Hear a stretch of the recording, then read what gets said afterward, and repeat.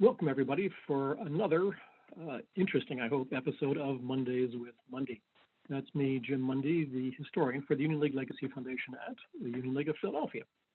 Hey, for the last couple of weeks, we've been following previous American presidential elections and the League, because as you may recall, the League was a Republican organization at this point in time. In our first episode, we talked about this kind of identity crisis that happened in 1892 when Grover Cleveland was elected for the second time, and a number of League members supported him.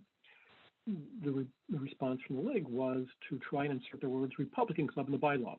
The membership turned that down, but they did pass a resolution stating that the League was a distinctly Republican organization and that members should follow the principles of the Republican Party.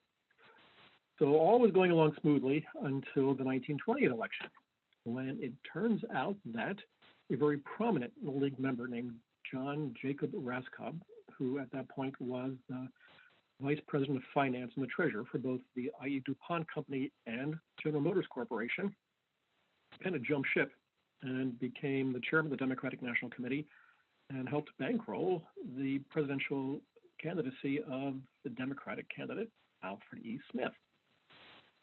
Okay, well, the League survived that one too.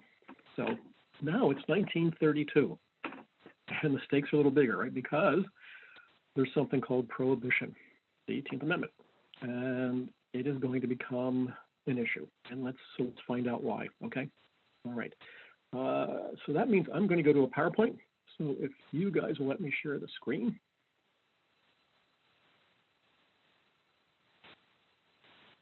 Okay, we're getting there. Yep.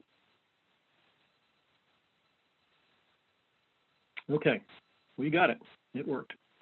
Okay, so this is Politics in the American Presidential Elections at the League, Part 3. So again, 1932. The candidates are Republican Herbert Hoover, the incumbent, right? And Franklin Delano Roosevelt, the Democrat, governor of New York, running for the first time. All right, so let's see what's going on. So here we have Raymond Pitcairn. And if you know the Pitcairns, you will automatically think of Pittsburgh plate glass, founded by Raymond's father, John, in basically Pittsburgh, suburban Pittsburgh, in the 19th century. It was one of the country's largest producers and manufacturers of plate glass, paints, coatings, varnishings, and things like that. Raymond wasn't involved in the management, but rather he was a lawyer on his own, and a lifelong Republican, and a member of the League. His foil, shall we say, is going to be this gentleman, E. Lawrence Fell. Mr. Fell was a printer by profession. He owned the Franklin Printing Company for just under 30 years, and he was the president of the League in 1932, when things got a little interesting, to say the least. So what was going on? What's the conflict? Let's take a look. Okay. Pitcairn asked to resign from Union League. All right. Club's head suggests wet leader would feel uncomfortable. And as you can see on the right-hand side, the Union League demands the resignation of Pitcairn. I don't know if the demands is quite appropriate, but they certainly was suggested. So, and by the way, the Philadelphia Record was a Democratic-leaning paper, and the Ledger was Republican-leaning. So let me, in this case, I normally don't read something, but I think I'm going to in this case. I think it'll help make things a little clearer.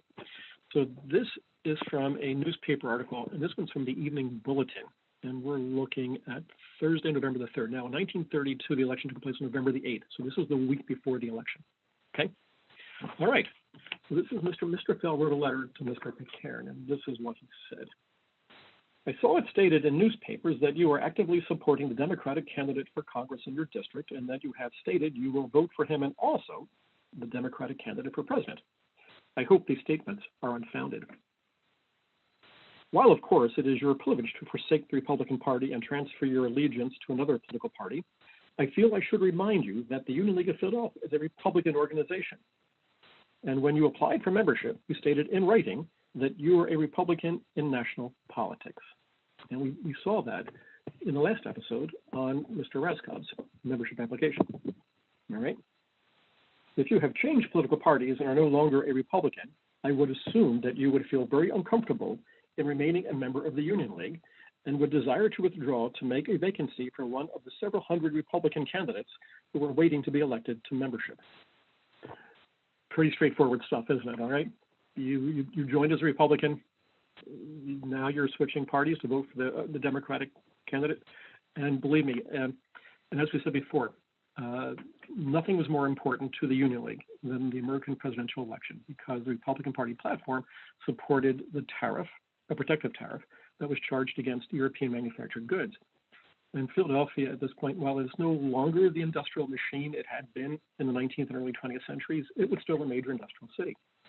And therefore, it was still in the city's economic self-interest to be Republican. And Philadelphia was, at this point, still the only Republican city in the country. And I cannot overestimate that enough. And the Union League was the most Republican organization in the country. And Pennsylvania was the most Republican state in the country. So this is life and death stuff here, folks. I mean, this really is. So what did Mr. Pitcairn say in return? Well, let's find out. Okay. I'm sure he said, "My dear sir, I have been a registered Republican ever since I cast my first ballot.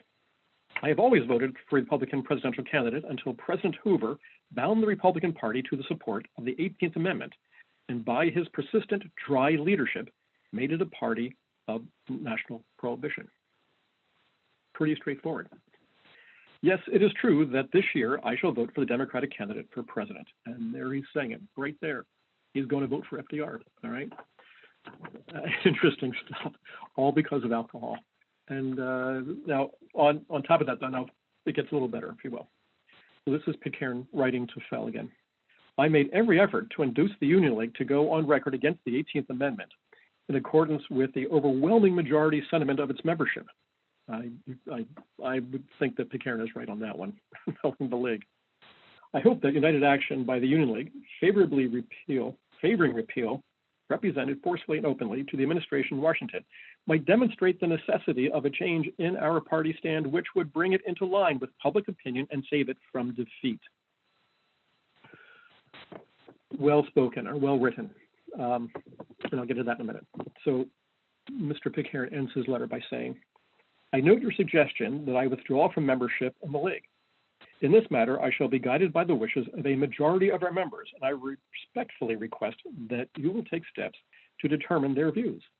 May I request that steps be taken in this direction as soon as possible, so that I may make room for one of your candidates immediately if action should prove adverse." So here we go, back and forth. Interesting. Now, just so you know, Pitcairn didn't resign. And everybody lived happily ever after. And Pitcairn himself, though, was actually a fairly conservative Republican. He belonged to something called the Sentinels of the Democracy. And it was very much right of center. Pitcairn was an avowed enemy of the New Deal, which is what the Sentinels were all about. So it's not like Pitcairn is this liberal Republican. I mean, just the opposite. So it's interesting that this one issue would become so important to him in this one election. So how did the election go itself? It's 1932, all right? So Hoover was the incumbent. Roosevelt, we know, was the incoming or the Democratic nominee, and Roosevelt walloped Hoover. 472 electoral votes for Roosevelt, 59 for Hoover, the opposite of what he had done previously, what Hoover had done to Alfred E. Smith in 1928, pretty much reverse. Only 6 states voted for Hoover in 1932: Maine, New Hampshire, Vermont, Connecticut, Delaware, and Pennsylvania, the only major state in the country that went Republican, as I mentioned. So again, you kind of get the feel for how Republican Pennsylvania, Philadelphia, and the League were at this point in time, and how this was very important to them. So that was that. Everybody lived happily ever after. Well, no, that's not true. The Republicans lost, and they weren't happy about that. And we'll get to that next. So what happens next? This gentleman, Robert Otto Heiligman, right? He was a judge on the Court of Common Pleas in Philadelphia. He was elected president of the Union League in December of 1935. And at the annual Lincoln Day, at this point, dinner, February the 12th, 1936, Heiligman made a pronouncement.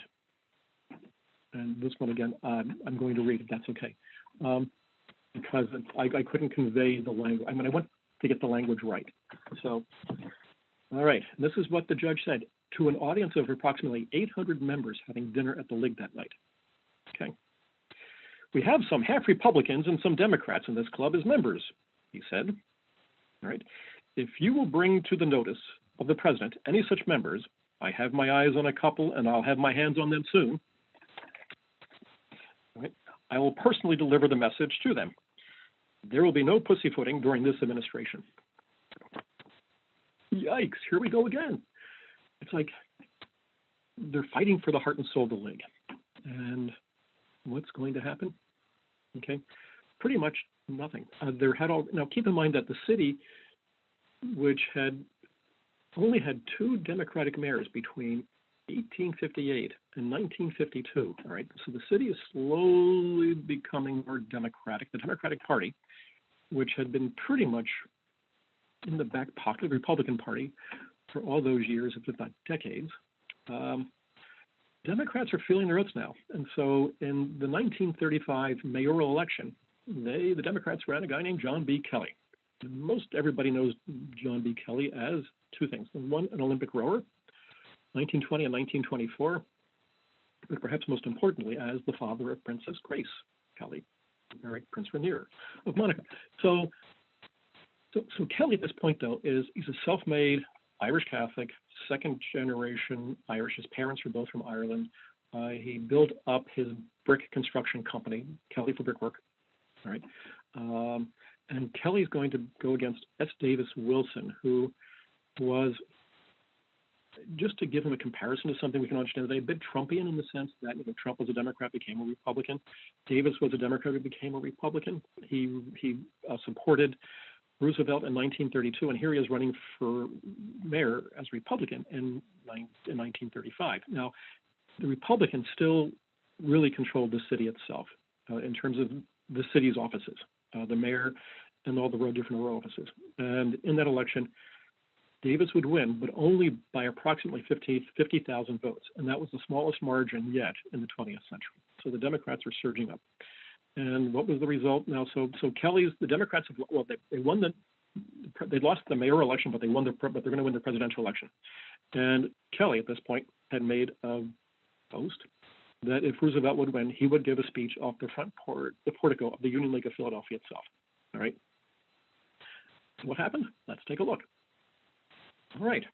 This is the night of November the 3rd of 1936. Roosevelt crushed Alf Landon. I mean, crushed. It was kind of like McGovern losing in 1972, where he only won one state. It was just, it was awful. All right.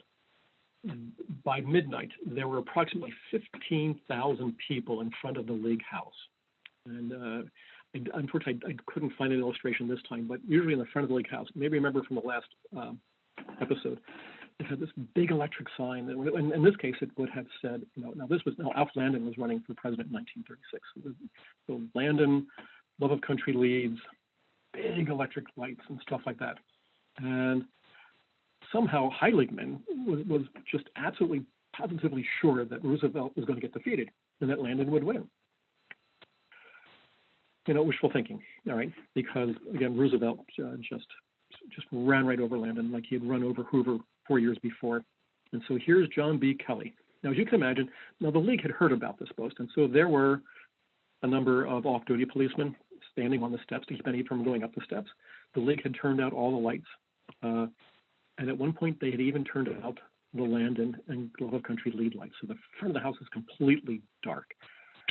So John B. Kelly arrives a little after midnight, and he couldn't get up the steps, so the crowd literally hoisted him over the front baluster of the portico itself, where a League doorman tried to stop Kelly from giving a speech, which didn't last more than 15 or 20 seconds from what I understand or what I can read. And that was the end of it. So now, there you go. So politics haven't been quite as contentious, at least American presidential politics, at least not in the League and not in Philadelphia in many ways since then. But here's a good example, though, of how the League, as I said earlier, its DNA was just built into the Republican Party itself. And so the League was always fighting to support it. Now, eventually, in 1976, the League would eliminate the requirement that candidates for membership vote Republican in American presidential elections because they realized there weren't enough young Republican candidates for membership who wanted to join the League by 1976. So since then, the League has been technically apolitical or non-political. So we now have Democratic members and Republican members, and things aren't quite the same they were, but they weren't maybe as much fun. So I hope you've enjoyed this little excursion down our political presidential memory lane. But it gives you a new insight into the League, but into the city, and into American presidential politics as well. So thanks for joining us. I hope you enjoyed it. And by the way, this is being broadcast on Monday, November the 2nd, for the first time at least, the day before our next American presidential election. So everybody, do what makes this country different from every other country. Vote. You have the vote. Get out and do it. All right? So thanks for joining us. Thanks to the Legacy Foundation for sponsoring these episodes. They're a lot of fun. I hope you're enjoying them. And it's still crazy out there, so stay healthy, stay safe, and we'll see you next week. Thank you very much.